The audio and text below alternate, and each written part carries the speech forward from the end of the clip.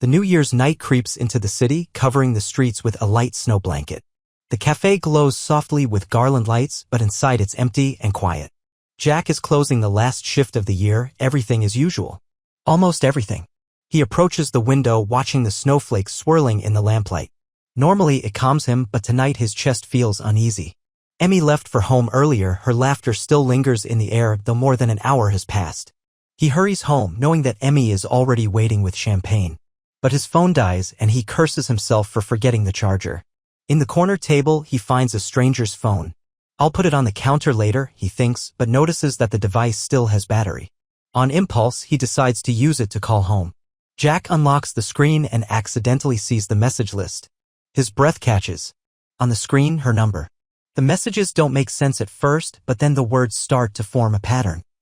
You were irresistible yesterday. Can't wait to see you again. Miss you, my love. A chill runs through his bones. His heart pounds as if trying to break through his rib cage. Could it be a mistake? No. Jack realizes that it's not Emmy's phone, but the messages to her number seem too personal. Why would someone write such words to his wife? He slowly sinks into a chair, the forgotten phone resting in his palm. The snowflakes keep falling outside, while inside everything stands still. Jack feels like a stranger in his own cafe.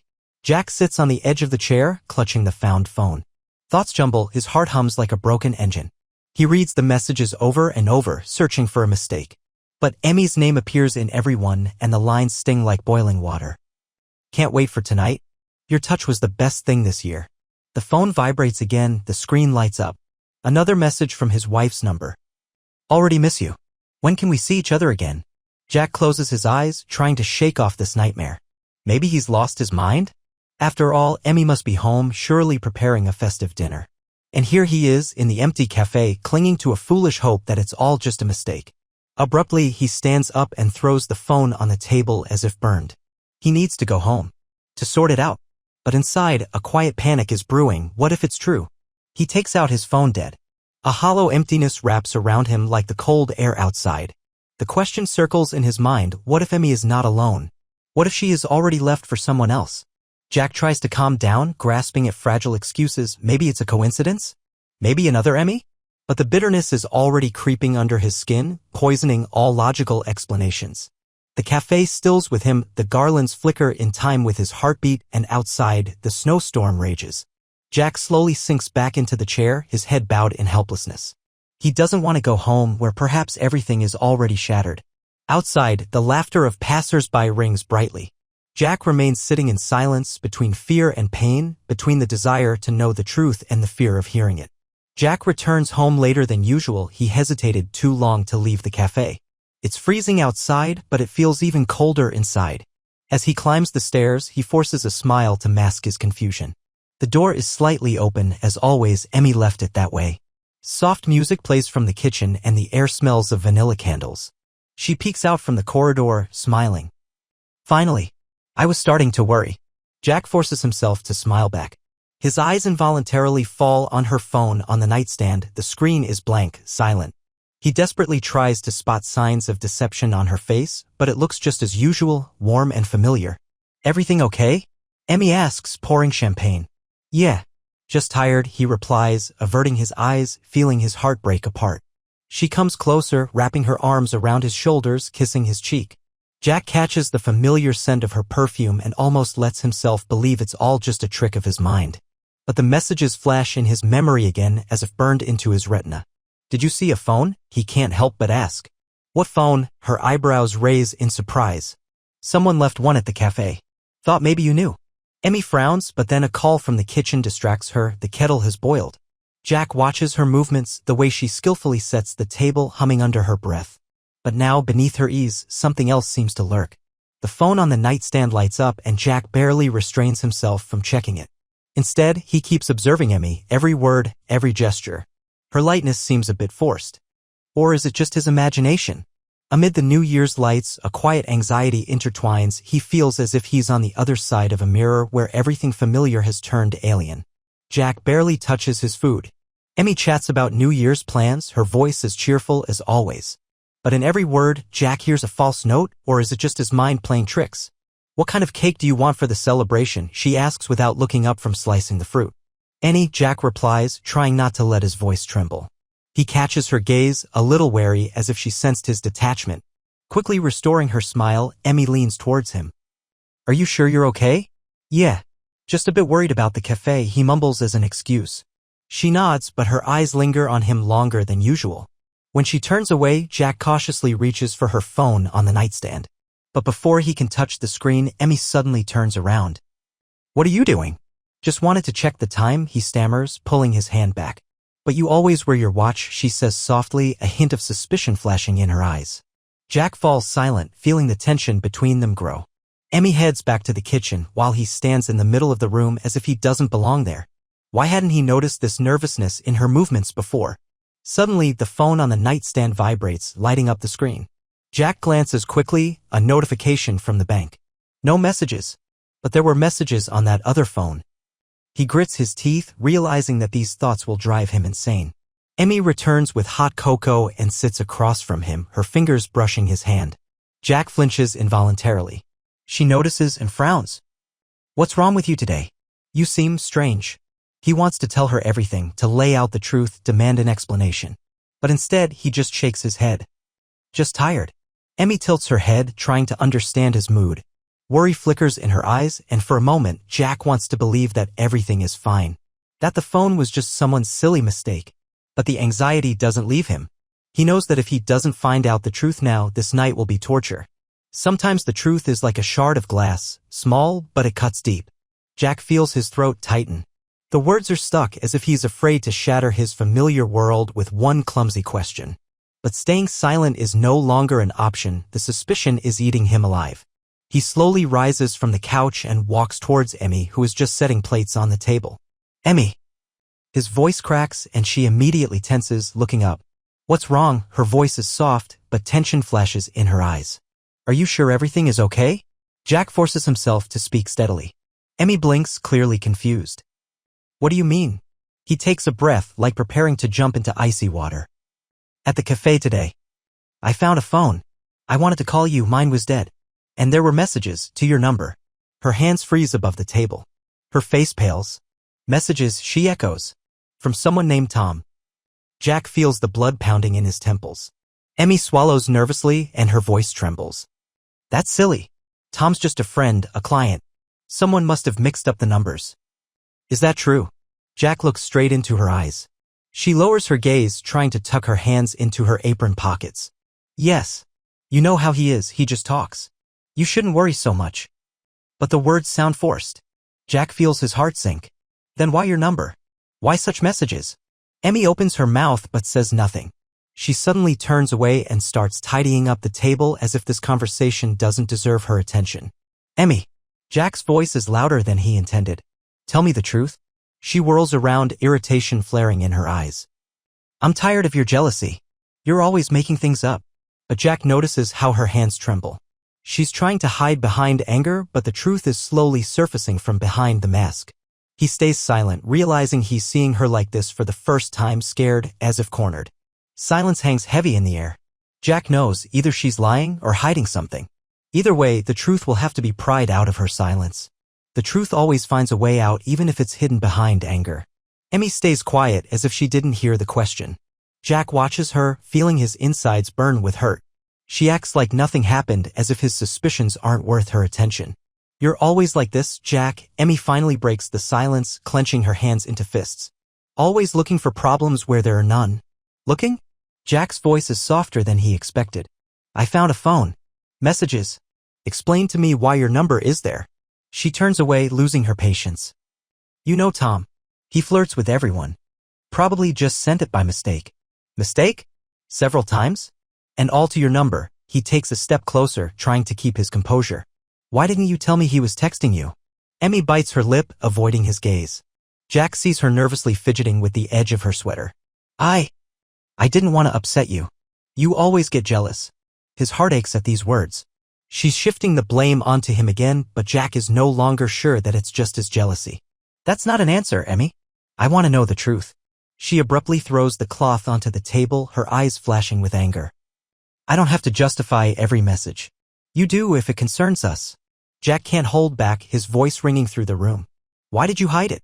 Emmy falls silent, but in her eyes, not embarrassment, but fatigue. She sits down as if her strength has suddenly left her. "Do you really think I could cheat on you?" she asks quietly, almost in a whisper. Jack can't find the words. He feels guilty for pushing so hard, but the nagging feeling that something is wrong doesn't leave him. "I want to believe you," he exhales. "But those messages." Emmy wraps her arms around her shoulders as if protecting herself. She doesn't say a word, just stares at one spot on the floor. And the silence stretches on like an endless night. Jack suddenly realizes something is broken. Even if she doesn't confess, he already feels that the trust is gone. And bringing it back will be nearly impossible. Sometimes pain becomes quieter, but that doesn't mean it's gone. Jack stands by the bedroom window looking at the swirling snow outside.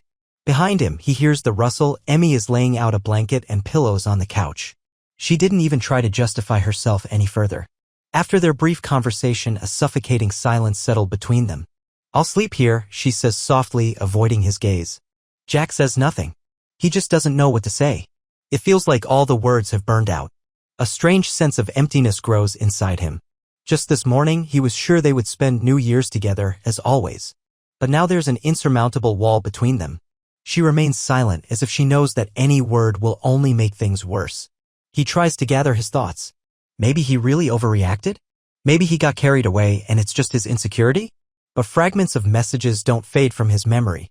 Jack still sees the screen with her name and the short, tender phrases clearly not meant for him. Emmy lies down on the couch, pulling the blanket up to her chin. She looks small and lost. Jack recalls their first New Year's together. Back then, in their tiny rented apartment, they didn't even have a tree, just a few tangerines on the table. They laughed and vowed to always be honest with each other. "Jack," her voice suddenly breaks the silence. "Yeah?" He doesn't turn around. "I know it's hard for you right now. But if you don't believe me, none of this makes sense." His throat tightens at these words. He wants to believe her, to close his eyes to everything, hold her tight, and forget this nightmare. But something stops him. Maybe it's the fear of being deceived again, just like his father was. "Trust," he says in a muffled voice. "It doesn't come back just like that." Emmy doesn't respond. She just pulls the blanket tighter. Jack knows that this night will be pivotal. Either they find the strength to really talk, or this crack will grow into an abyss. At midnight, a loud firework explodes outside. Jack watches the bright flashes in the sky, feeling like everything inside him is burning, but not in a festive way. He suddenly realizes if she doesn't tell the truth now, he will just walk away. Sometimes the truth hits so hard that even the pain doesn't have time to spread through the heart. Fireworks thunder outside, colorful bursts flickering on the walls. Jack still stands by the window, clenching his cold fingers into fists. At some point, he hears Emmy get up from the couch, her steps cautious, as if afraid to break the silence. "Jack," her voice is quiet, almost a whisper. "We need to talk." He doesn't reply, doesn't turn around. He keeps staring at the flying sparks outside. "I don't want to live in this lie," she continues, her voice trembling. "You deserve to know the truth." His heart stops. Finally, he turns around, looking straight into her eyes. In them, fear and regret. Emmy clasps her hands to her chest as if trying to hold her breath. "Tom." She sighs heavily. "He's an old classmate. We ran into each other at the cafe when he came in for coffee. I didn't even recognize him at first." Jack frowns but stays silent, letting her continue. "He started coming by more often, chatting. And then, things got complicated. I didn't want to lie," her voice breaks. "But I liked the attention." "Did you cheat on me?" Jack's voice comes out colder than he expected. Emmy looks away. "No. But we texted too much. Sometimes we flirted. I thought I could control it." Jack feels the ringing in his ears intensify. "Control? You let him send those messages and didn't even tell me." "I was scared." Emmy takes a step toward him, but he moves back. "I didn't want to lose you, Jack. I thought it was just a game. But when you started noticing, I got scared." He remains silent, feeling the emptiness in his chest grow, devouring the remnants of faith. "Why did you keep talking to him? Why didn't you stop?" Emmy bites her lip, tears glistening on her lashes. "I don't know. Maybe because he reminded me of my youth. Of the feeling that I was still interesting to someone." The fireworks fade and the silence becomes deafening. Jack looks at her as if seeing her for the first time. Everything that once seemed strong and reliable crumbles before him like a house of cards. He closes his eyes and quietly says, "I don't know if I can forgive you for this." Emmy doesn't answer. She stands in the middle of the room as if she herself doesn't understand how things got so far. Forgiveness is a bridge, but sometimes it collapses before you even set foot on it. Jack remains standing by the window, feeling the cold air seeping through the cracks. Emmy doesn't move, frozen in place as if waiting for a verdict. He tries to process her words, but his head rings with an overwhelming emptiness. So, you were just playing? His voice sounds surprised, almost calm. No. Emmy lowers her head. I thought it was harmless. That we were just talking. Jack recalls those smiles behind the counter, the accidental touches of hands. Every time he brushed away the jealousy, convincing himself that Emmy was just being sociable. But now each moment resurfaces with a new, painful clarity. You told me he was just a customer. I believed you. His voice is hollow, as if the words are falling into a deep pit. Emmy sits on the couch, clutching her head in her hands. I didn't want to lie. I was afraid you would leave me. Jack lets out a bitter laugh. You didn't want to, but you still lied. You knew how I felt about it. Emmy clenches her fingers so tightly that her knuckles turn white. Forgive me. I wanted to tell you, but it went too far. Jack feels anger slowly growing inside him. She talks about fear of losing him, but why did she take the risk then? Why was this flirting more important than their trust? Do you even understand what you've destroyed? He turns to her, bitterness in his voice. I trusted you. Thought you were my support. Emmy sobs quietly but doesn't offer excuses. Jack knows she understands her mistake. But that doesn't make it any easier. I'm afraid of losing you, Jack, she says through her tears. You've already lost me. He sits wearily on the floor, leaning against the wall. Because now I don't know who you are. Emmy tries to say something, but the words stick in her throat. She knows even if he stays, nothing will ever be the same. Jack feels his anger slowly giving way to emptiness. Maybe she didn't physically cheat, but morally she betrayed him. She knew how much he feared lies, and yet she risked it for a fleeting moment of attention. Outside, the fireworks resume, late guests setting off the last remaining crackers. But in their house, the noise only underscores the oppressive silence. I don't know what to do, Emmy whispers, covering her face with her hands. Jack doesn't answer. He only knows one thing on this New Year's night: their story is falling apart. Sometimes love doesn't die from a scream, but from the silence between words. Outside, New Year's greetings, laughter, and loud voices from the neighbors begin to fill the air. Jack still sits on the floor, his back against the cold wall. Emmy quietly sobs on the couch, her shoulders shaking from crying. Inside him, there's an emptiness, like the aftermath of a devastating storm. No anger, no rage, just the heavy realization that everything is ruined. Even if she didn't cross the line physically, her playing with fire burned everything between them. Emmy, wiping her tears, cautiously raises her head. Jack, I'm willing to do anything to make you trust me again. Please. He looks at her, and his eyes are void. What if I can't? What then? Emmy lowers her gaze, her hands trembling again. I understand. But please, give me a chance. I'll do whatever it takes. Jack remains silent, pondering her words. A chance? Can it be given when trust has been shattered to the core? When every word from her now sounds false? You knew how I felt about betrayal. His voice is quiet but firm. Why didn't you stop earlier? Emmy closes her eyes as if trying to shield herself from reality. I was foolish. I wanted to feel needed. But now I realize I destroyed something far more important. Her voice is filled with pain and remorse. But Jack no longer feels warmth. Everything is turned cold and unfamiliar. He stands up as if his legs are moving on their own and heads toward the door. Emmy rushes to him, grabbing his hand. Please, don't go. She begs. We can fix this. I'll be honest, I swear. He looks at her face, at her tear-filled eyes, and something clicks in his chest. Honesty? Yeah? After everything? Emmy takes a step back as if his words hit her harder than any shout could. Jack slowly takes his coat off the hook, drapes it over his shoulders. I need time. Maybe I'll come back. But not now. She wants to say something but stops herself, realizing that any words now are meaningless. Jack opens the door and steps out into the cold night. Snow swirls in the light of the street lamps. He walks down the snow-covered street, feeling the frost bite his face. The new year has just begun, but for him, this evening marks an ending. The end of the life where he believed in loyalty and honesty. Fireworks sparkle in the sky, breaking the silence. But in his mind, her words still echo, I wanted to feel needed. He stops in the deserted street and slowly realizes he's no longer afraid of the truth. He's afraid that he has forgotten how to love.